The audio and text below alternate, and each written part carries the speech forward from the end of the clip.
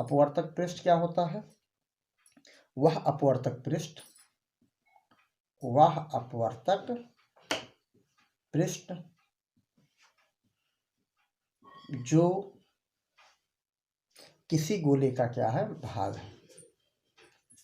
किसी गोले का क्या है?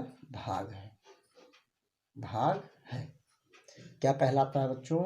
गोलीय अपवर्तक पृष्ठ कहलाता है। क्या कहलाता है बच्चों? गोलीय अपवर्तक पृष्ठ कहलाता है। ठीक है, बात कुछ समझ में आया कि नहीं समझ में आया? वह अपवर्तक पृष्ठ जो किसी गोले का क्या होता है?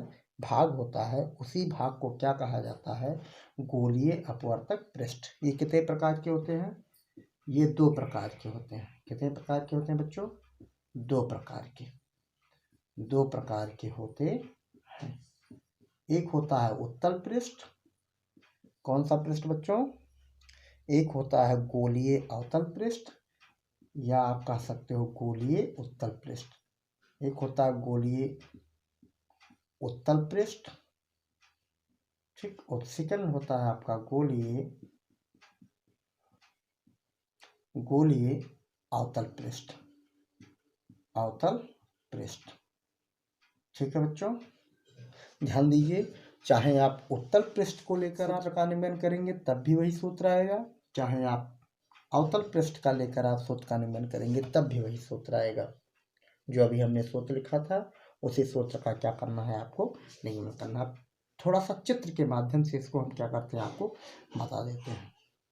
ध्यान से देखिए, ये चित्र आप स्पष्ट देख पा रहे होंगे। ठीक, ये कांच है। क्या है बच्चों? कांच। इसे कह सकते हो मीडियम, माध्यम टू। तो ये देखिए, इसका पृष्ठ क्या है बच्चों? ये जो पृष्ठ बना हुआ है, ये पृष्ठ, इसका पृष्ठ कैसा दिख रहा है? उथला दिख रहा है ना। ये तो गोलीय उत्तल पृष्ठ हो जाएगा। क्या हो जाएगा बच्चों? गोलीय उत्तल पृष्ठ बन जाएगा। कोई बात समझ में आया? और आपको पता है ये गोल आकृत है ना, तो इसका अपना कोई त्रिज्या होगा कि नहीं होगा? निश्चित रूप से इसका कोई सेंटर होगा। ऐसे वक्र रेखा को अगर ऐसे में बढ़ाना चाहें तो निश्चित रूप से इसका कोई केंद्र होगा, जिसको कहा जाएगा वक्रता केंद्र। बात समझ में आया कि नहीं आया? ये किसका बना है बच्चों? कांच का बना है। किसका बना है बच्चों? कांच का। बात समझ में आया कि नहीं समझ में आया? बिल्कुल बात समझ में आ जानी चाहिए। किसका बना हुआ है बच्चों? कांच का। बात को समझ में आया? और ये कौन सा माध्यम है बच्चों? ये आपका पहला माध्यम। ये माध्यम 2 है, ये माध्यम 1 है। ठीक, कुछ बात समझ में आया कि नहीं समझ में आया? अच्छा, ये किसकी बात हमने किया? गोलीय उत्तल पृष्ठ की। अब हम बात करते हैं गोलीय अवतल पृष्ठ। किसकी बात करते हैं बच्चों? गोलीय अवतल पृष्ठ की। ये देखिए, सिमिलर प्रोसेस, केवल पृष्ठ को हमने क्या किया? यहाँ पर दबा दिया। ये किसका है बच्चों? कांच का बना हुआ। किसका बना हुआ बच्चों? कांच का। ठीक, अगर ऐसे मिलान कर दें तो ये आपतित किरण मान लीजिए ऐसे गिराया जा रहा है। क्या गिराया जा रहा है? आपतित किरण। ये पृष्ठ, ये माध्यम 2 हो जाएगा और ये माध्यम 1। माध्यम 1 क्या है? वायु है। माध्यम 2 क्या है आपका बेटा? कांच है। ठीक, इसका भी अपना कोई सेंटर होगा कि नहीं होगा? अगर ऐसे हम मिलान करना चाहें तो एक क्या बन जाएगा? गोला बनेगा कि नहीं बनेगा? बन जाएगा ना। तो इसका अपना क्या होगा? एक सेंटर, जिसको क्या कहेंगे हम सभी लोग? वक्रता केंद्र। क्या कहेंगे? वक्रता केंद्र। ध्यान दीजिए, ये कौन सा पृष्ठ है बच्चों? इसको कहेंगे उत्तल पृष्ठ। कौन सा पृष्ठ? उत्तल। इसको कौन सा पृष्ठ बोला जाएगा बच्चों? अवतल पृष्ठ। कौन सा पृष्ठ? अवतल गोलीय पृष्ठ। तो हम क्या करेंगे बच्चों? इन्हीं में से किन्हीं एक, चाहे उत्तल चाहे अवतल की सहायता लेकर हम क्या करेंगे? अपवर्तन की सूत्र का क्या करेंगे बच्चों? निगमन करेंगे। तो उसको निगमन करने से पहले आपको सबसे पहले चित्र बनाना बहुत आवश्यक होगा। तो सबसे पहले हम प्रथम की बात करते हैं, गोलीय उत्तल पृष्ठ द्वारा अपवर्तन का सूत्र। गोलीय उत्तल पृष्ठ द्वारा अपवर्तन का सूत्र पर चर्चा करते हैं बच्चों। तो बच्चों इसी क्रम में हम विचार करते हैं गोलीय का सूत्र। तो शब्द क्या लगा हुआ, उत्तल पृष्ठ। कैसा पृष्ठ है बच्चों, उत्तल पृष्ठ। तो सबसे पहले हम चित्र को डिजाइन करेंगे और हमारे साथ आप सभी लोग चित्र को क्या करेंगे, बनाते चलेंगे, तभी आपको बात समझ में आएगी। तो ध्यान दीजिए, आपको पता है गोलीय उत्तल पृष्ठ चाहे अवतल पृष्ठ, ये किसका हिस्सा है बच्चों, किसी गोलीय गोले कांच का क्या है, हिस्सा है। तो देखिए हम ऐसे चित्र बना रहे हैं, आप ध्यान से चित्र को क्या करिए, हमारे साथ बनाइए। ठीक, कुछ बात समझ में आ रहा होगा बच्चों। सबसे पहले हमने क्या बनाया, एक गोलीय उत्तल पृष्ठ।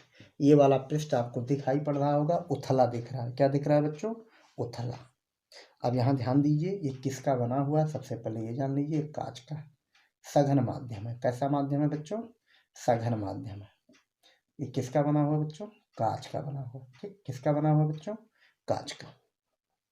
ये देखिए इसका पृष्ठ क्या हुआ है, उथला है। सही है कि नहीं सही है, ये किसका बना है बच्चों, कांच का। ठीक, कुछ बात समझ में आया कि नहीं समझ में आया, कांच का। इसके बाहर का जो वातावरण है वो किसका भरा हुआ है, वायु का। तो इसका एक ध्यान से देखा जाए तो एक उभरा हुआ तल होगा ना, सबसे पीक पॉइंट पर, उसको क्या कहेंगे हम सभी लोग, ध्रुव कहेंगे। क्या कहेंगे बच्चों, ध्रुव कहेंगे। अब ध्रुव से सीधा एक मिलाती हुई रेखा हम खींचते हैं, इसको हम दैनिक लाइफ में क्या कहते हैं, हमेशा इस्तेमाल किए हैं, मुख्य अक्ष। क्या नाम देंगे बच्चों इसका, मुख्य अक्ष। ध्यान से समझने का प्रयास करिएगा। ये कौन सी लाइन है बच्चों, मुख्य अक्ष। कौन सी लाइन है बच्चों, मुख्य अक्ष। कुछ बात समझ में आया, हमने एक लाइन ड्रा किया, इसका क्या नाम है बच्चों, मुख्य अक्ष। ध्यान से देखें, अब बात को समझें। ये कौन सी लाइन है बच्चों, मुख्य अक्ष है। ठीक, बात को समझ में आ गया होगा आपके। हमने ध्रुव पर एक लाइन ड्रा किया, जिस लाइन का क्या नाम रहेगा, मुख्य अक्ष। ठीक, कुछ बात समझ में आया, तो आप हमारे साथ चित्र बनाते चलिएगा। ठीक, अब मुख्य अक्ष पर हम क्या करते हैं, एक कोई बिंदु पी लेते हैं। क्या लेते हैं बच्चों, पी। पी लेने से पहले हम ये ध्यान देते हैं कि ये ऐसे, अगर इसको हम मिलाने का प्रयास करें, ऐसे कुछ सत्येंद्र, काव्या कनौजिया, वंदना वर्मा, ऐसे अगर कुछ चित्र को हम मिलाने का प्रयास करें, विशाल सिंह, तो आपको फीलिंग आएगा कि इसका अपना एक क्या होगा, कहीं ना कहीं सेंटर होगा कि नहीं होगा। इसका नाम क्या होगा, वक्रता केंद्र। क्या नाम है बच्चों, वक्रता केंद्र। अगर इसको हम ऐसे डिजाइन करना चाहें तो ऐसे एक आपका क्या बन जाएगा, गोला बन जाएगा। गोला का अपना क्या होता है बच्चों, एक सेंटर होता है कि नहीं होता है, बिल्कुल होता है। इतना बात समझ में आ गया। अब इसी पर हम क्या करते हैं, कहीं एक वस्तु बिंदु की क्या करते हैं, हम कल्पना करते हैं। किसकी कल्पना करते हैं बच्चों, वस्तु बिंदु की। किसकी कल्पना करते हैं बच्चों, वस्तु बिंदु की। तो इसी पर एक वस्तु बिंदु की हम क्या करते हैं, कल्पना करते हैं। और वस्तु बिंदु को हम किससे दर्शाते हैं बच्चों, ध्यान दीजिए, किससे दर्शाते हैं, ओ से। किससे, ओ से। ठीक, अब ओ से हम क्या चलाएंगे, किरण चलाएंगे बच्चों। क्या चलाया जाएगा, किरण। ओ से हम क्या चलाएंगे, किरण। और ये किरण कहाँ जाकर गिरेगी, सोचकर बताइए, गोलीय पृष्ठ पर। किस पृष्ठ पर गिरेगा बच्चों, गोलीय पृष्ठ पर। आपको समझ में आया, ऐसे कुछ चलेगा ये किरण। किरण आपको पता होनी चाहिए, सीधी रेखा में चलती है, ये देखिए। और ये कहाँ गिरेगा बच्चों, कौन से पृष्ठ पर, गोलीय पृष्ठ पर। गोलीय पृष्ठ की किस सतह पर गिरेगा, उत्तल वाले सतह पर, उथले हुए सतह पर। देखिए एरो का चिन्ह दर्शाया गया है, प्रकाश किरण गया, कहाँ गिरा बच्चों, गोलीय पृष्ठ, मतलब उतले पृष्ठ के ऊपर गिरा। अब आप बताइए, ये क्या है, एयर है, और ये कहाँ जा रहा है बच्चों, कांच के अंदर जा रहा है। किसके अंदर जा रहा है बच्चों, कांच। अब बताइए कौन सा सघन माध्यम, कौन सा विरल माध्यम। ये कांच क्या होगा बच्चों, सघन माध्यम होगा कि नहीं होगा, बिल्कुल होगा। अब ये क्या होगा, वायु। क्या होगा बच्चों, एयर। एयर क्या होगा, विरल माध्यम होगा।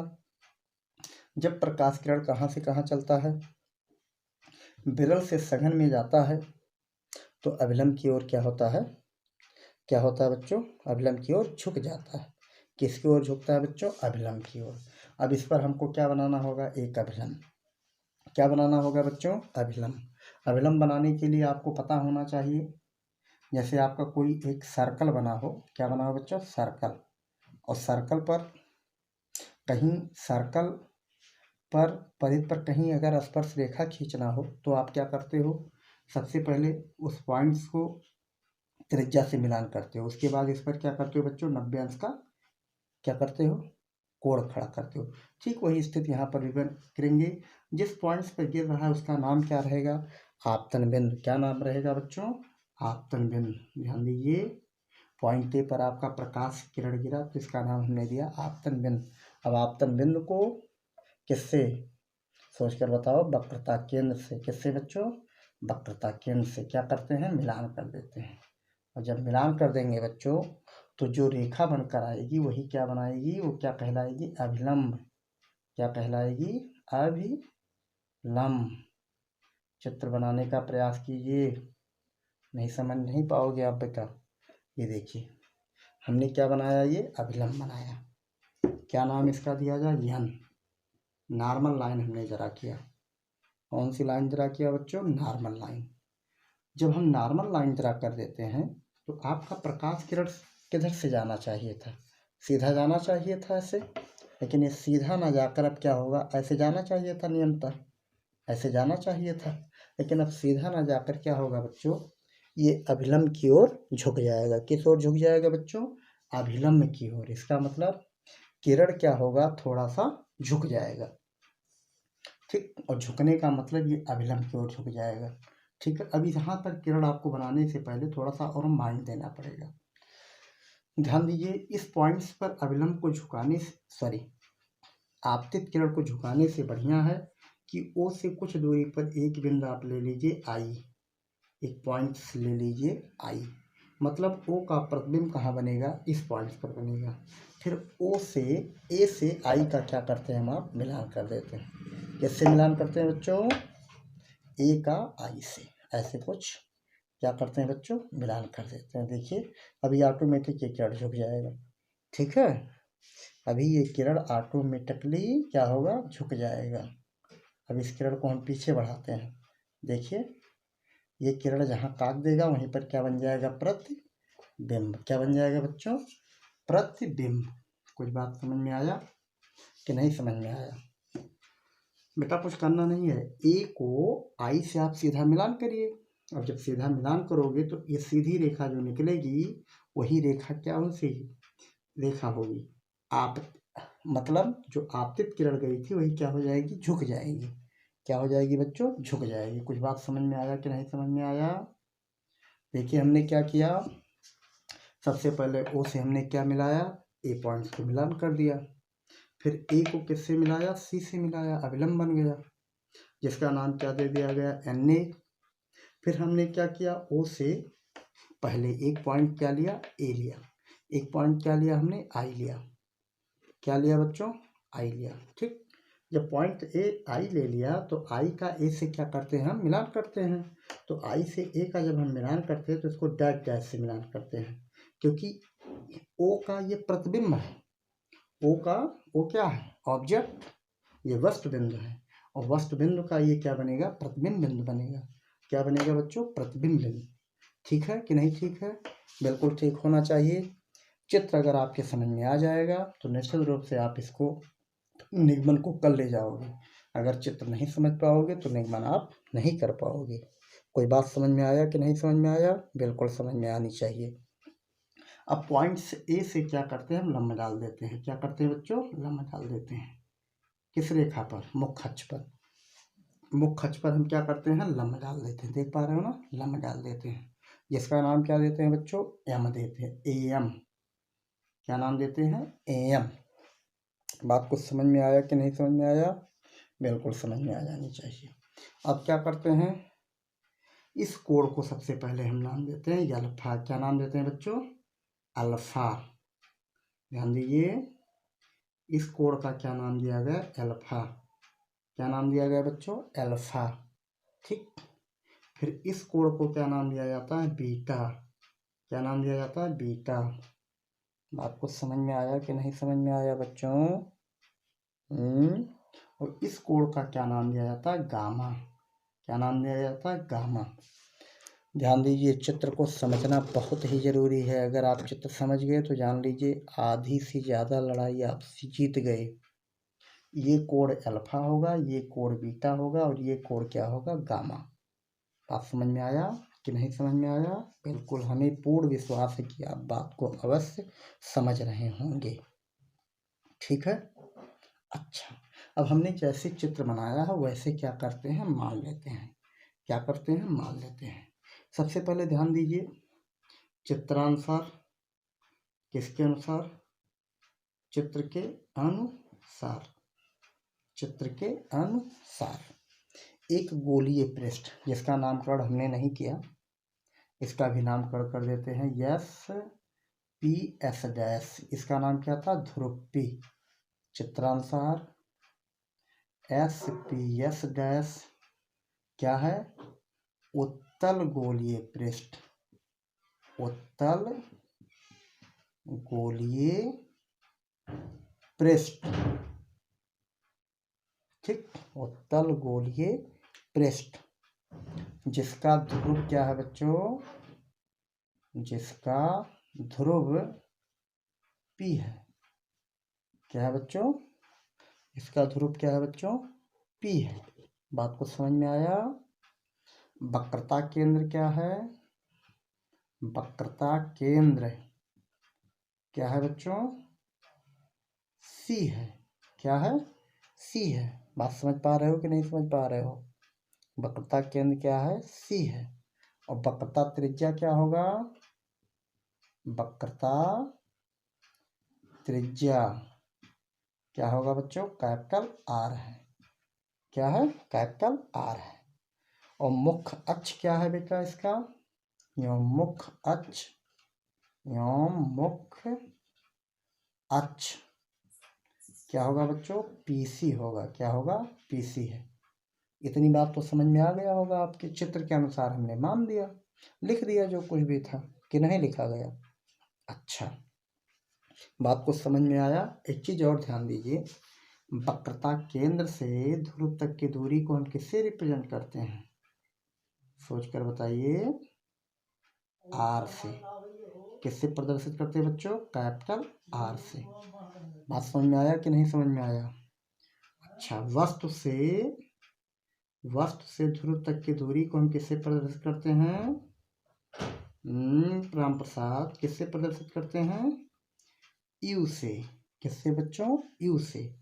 बात समझ में आया कि नहीं आया? समझ में आया राम प्रसाद? और ध्रुव से कहाँ तक की दूरी बच्चों?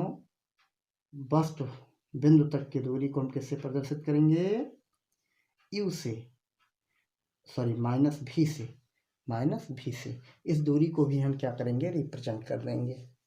ठीक, कोई दिक्कत बिल्कुल नहीं होनी चाहिए। जिसके नहीं समझ में आ रहा है वो बात समझने का क्या करेगा?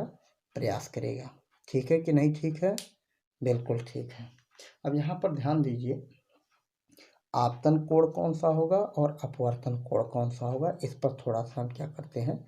डिस्कशन कर लेते हैं। तो जरूरी है समझना। चित्र को आप ध्यान से अगर देखोगे तभी समझ में आएगा, नहीं तो समझ नहीं पाओगे। ठीक है। अच्छा, तो सबसे पहले हम बात करते हैं आपतन कोण की। किसकी बात करते हैं बच्चों? आपतन कोण की। तो अगर आपतन कोण की हम बात करते हैं तो आपतन कोण कौन सा कोण होगा, इस पर ध्यान देना होगा। और कौन सा अपवर्तन कोण होगा, इस पर हमको ध्यान देना है। ठीक है, इस PC यहाँ लिख देते हैं, कन्फर्म हो जाना चाहिए बात को। अच्छा, आपतन कोण जो होगा OAN,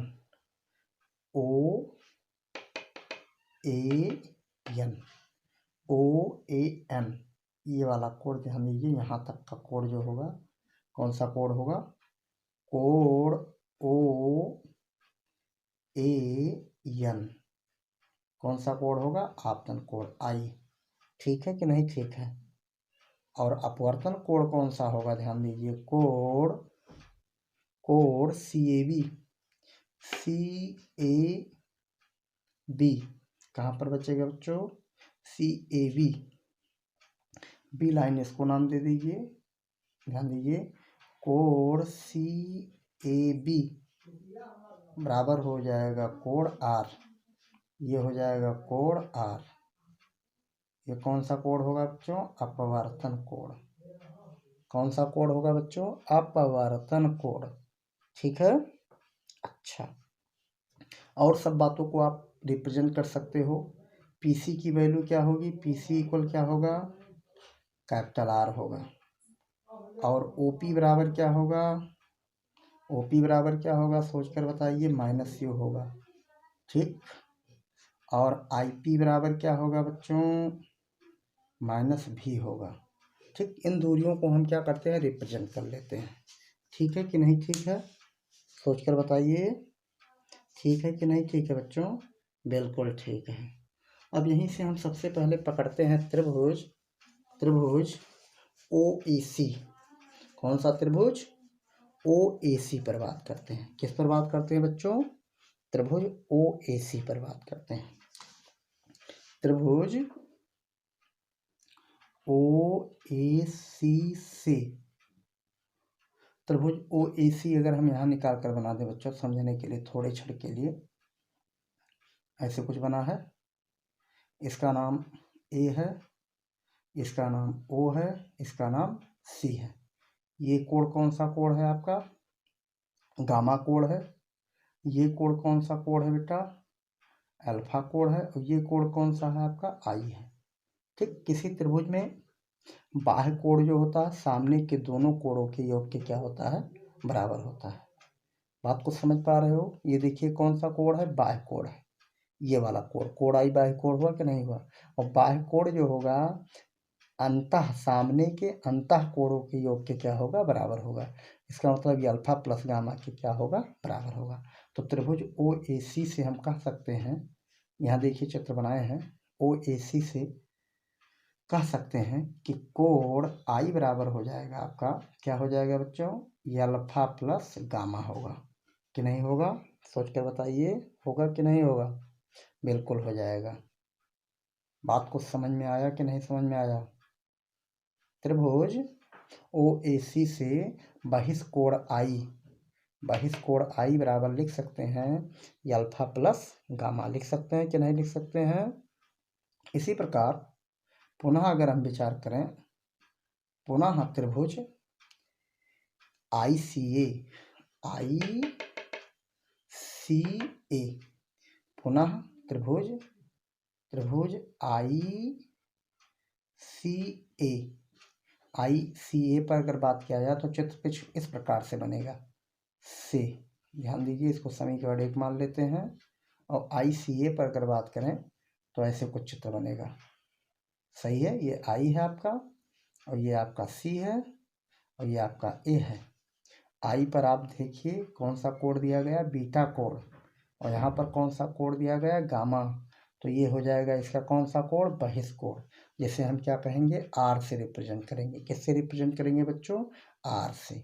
यहाँ ध्यान से देखिए तो एकांतर कोण ऐसे कुछ है ना। एकांतर कोण जो होते हैं बच्चों, आपस में क्या होते हैं? समान नहीं होते हैं। इसका मतलब ये कौन सा कोण हो जाएगा? आर कोण। से हम कह सकते हैं आर बराबर क्या कह सकते हो? Beta plus gamma. Beta plus gamma. ये कौन सा समीकरण बन जाएगा बच्चों? समीकरण 2। कौन सा समीकरण बना बच्चों? समीकरण 2। कुछ बात समझ में आया कि नहीं समझ में आया?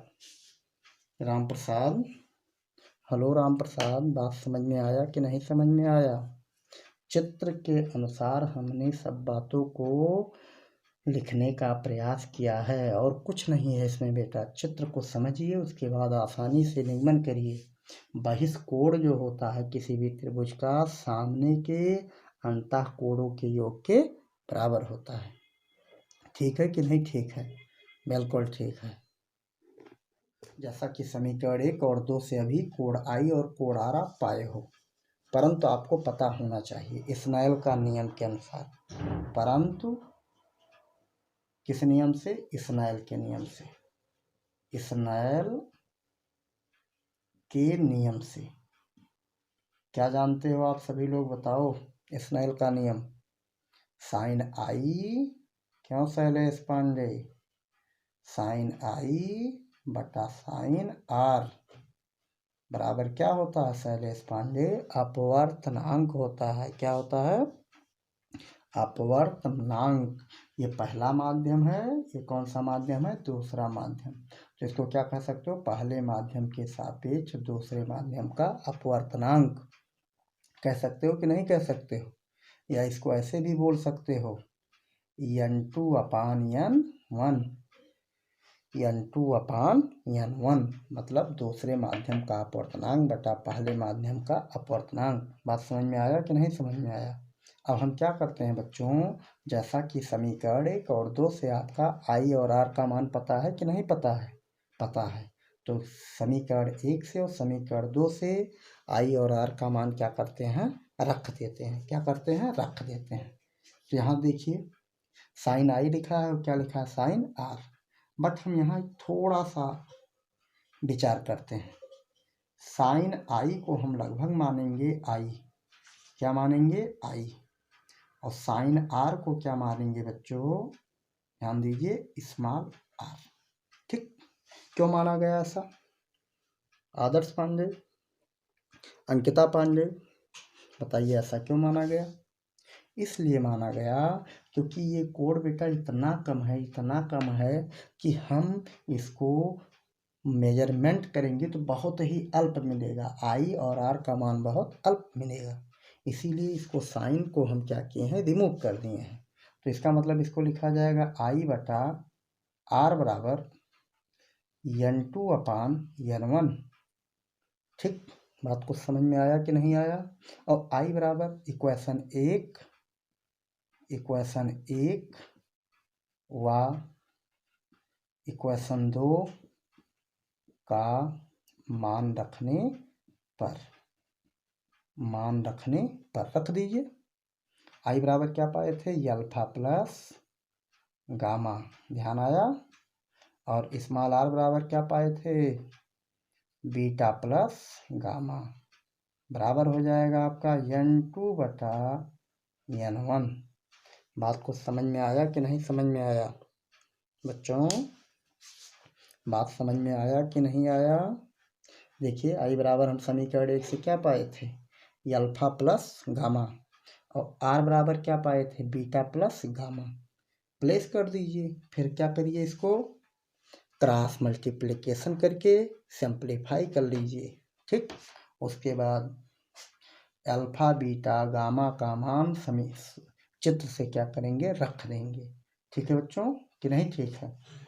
अच्छा, यहाँ पर देखिए अगर क्रॉस गुणन कर दें तो ये हो जाएगा n1 alpha plus n1 gamma बराबर हो जाएगा n2 beta plus n2 gamma. होगा कि नहीं होगा? बिल्कुल होगा। तो गामा को एक तरफ कर लेते हैं। अगर इसको हम ट्रांसपोज कर लें तो n1 alpha minus n2 beta बराबर हो जाएगा आपका n2 gamma minus n1 gamma. होगा कि नहीं होगा? बिल्कुल हो जाना चाहिए। ठीक, अब इसको और सिंप्लीफाई कर देते हैं बच्चों। ठीक है, बात को समझ पा रहे हो कि नहीं समझ पा रहे हो? हमें पूर्ण विश्वास है कि आप हमारी बात को समझ रहे हो। ठीक बच्चों, गुणन के बाद हम इस सूत्र को पा सकते हैं कि नहीं पा सकते हैं? बिल्कुल पा सकते हैं ना। n1 alpha minus n2 beta बराबर n2 minus n1 into gamma. अब यहाँ पर मेन गेम खेलना है आपको, ध्यान दीजिए, थोड़ा सा दिमाग आपको लगाना है। अल्फा बीटा और गामा का वैल्यू इस चित्र से रखना है, और इस चित्र पर अगर ध्यान दिया जाए बच्चों तो यहाँ थोड़ा सा माइंड लगाना है आपको और सब समस्या का निराकरण हो जाएगा। देखिए यहाँ आपका लंब डाल रखे हो कि नहीं? AM लंब है ना, इसका मतलब एक समकोण त्रिभुज बन जाएगा AMC। बनेगा कि नहीं बनेगा? समकोण त्रिभुज, देखिए समकोण त्रिभुज AMC बना। क्या बना? AMC बना कि नहीं बना? बिल्कुल बना। तो यहाँ से हम tan अल्फा बराबर निकाल लेते। tan गामा बराबर, tan गामा को हम क्या रिप्रेजेंट करेंगे? ये भी ध्यान रखिएगा, गामा रिप्रेजेंट करेंगे। क्या रिप्रेजेंट करेंगे? गामा। तो गामा इक्वल लिख सकते हो tan गामा इक्वल लिख सकते हो आप। देखिए इसके सामने ये लंब हो जाएगा कि नहीं हो जाएगा, एम बटा पीसी हो जाएगा बच्चों। क्या हो जाएगा, पीसी। पीसी इक्विवेलेंट लगभग मानेंगे एमसी के।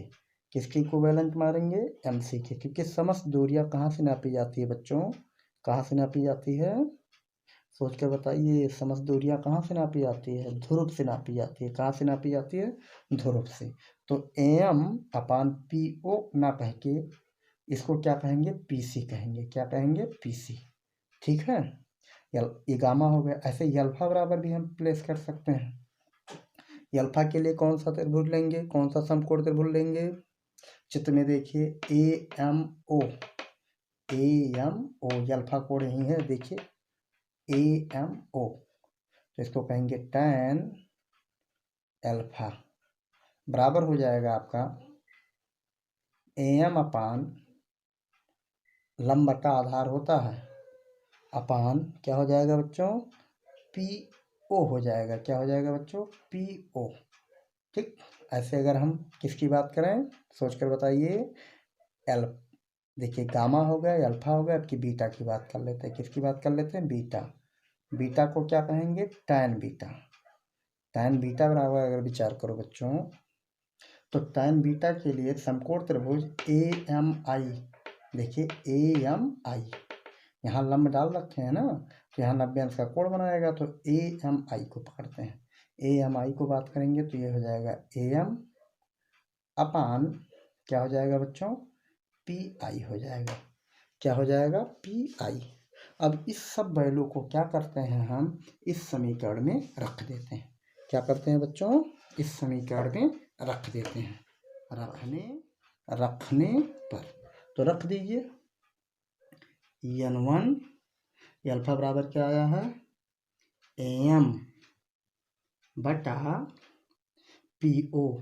ठीक, माइनस N2 बीटा बराबर क्या है बच्चों, AM बटा PI। ठीक, बराबर N2 माइनस N1 गामा बराबर क्या है बच्चों, AM बटा PC। ठीक, अब देखिए AM सब कॉमन होकर क्या हो जाएगा, कैंसिल हो जाएगा। देखिए यहाँ भी AM है, यहाँ भी AM है, यहाँ भी AM है।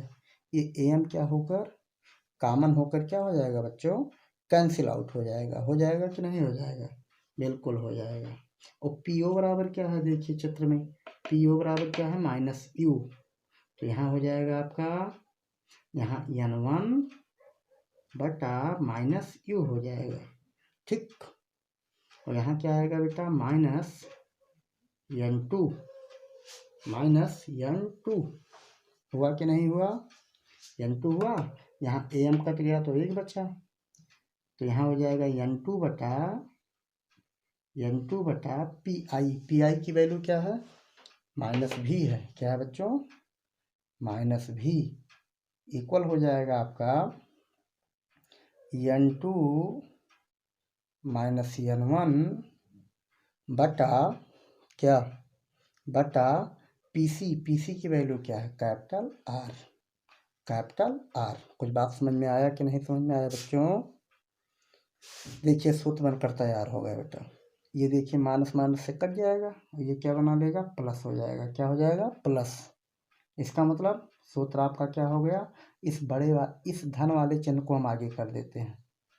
N2 अपान भी माइनस N1 बटा U बराबर N2 माइनस N1 बटा R। ये कौन सा सूत्र है, इसी सूत्र को हम आप क्या कहेंगे बच्चों, अपवर्तन का सूत्र। इस सूत्र को क्या कहा जाएगा, अपवर्तन का सूत्र। क्या कहेंगे बच्चों, इसको समीकरण नंबर क्या देंगे, समीकरण 3 देंगे। क्या नाम देंगे, समीकरण 3। इस सूत्र का क्या नाम है बच्चों, गोलीय पृष्ठ द्वारा पर अपवर्तन का सूत्र है। कौन सा सूत्र है बच्चों? अपवर्तन का सूत्र है। ठीक है कि नहीं? ठीक है, ठीक है। अब इसको और हम सिंप्लीफाई करना चाहें तो आपको पता है, बट आपको ज्ञात है n2 बटा n1 बराबर होता है n। ठीक, इस मान को हम क्या करते हैं? प्लेस कर देते हैं। तो सब में n1 से भाग दे देते हैं। किससे भाग देते हैं? n1 से।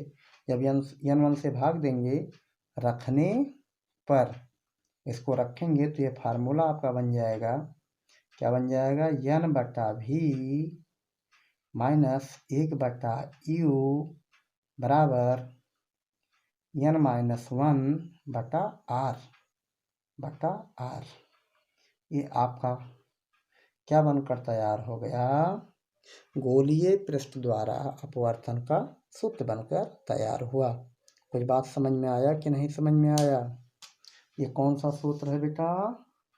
गोलीय पृष्ठ द्वारा कौन सा सूत्र? अपवर्तन का सूत्र है। ठीक है कि नहीं? ठीक है, बात समझ में आ गया? धन्यवाद बच्चों। ठीक इसी प्रकार हम सेकंड से भी अवतल पृष्ठ द्वारा भी अपवर्तन के सूत्र का क्या करेंगे? निगमन करेंगे।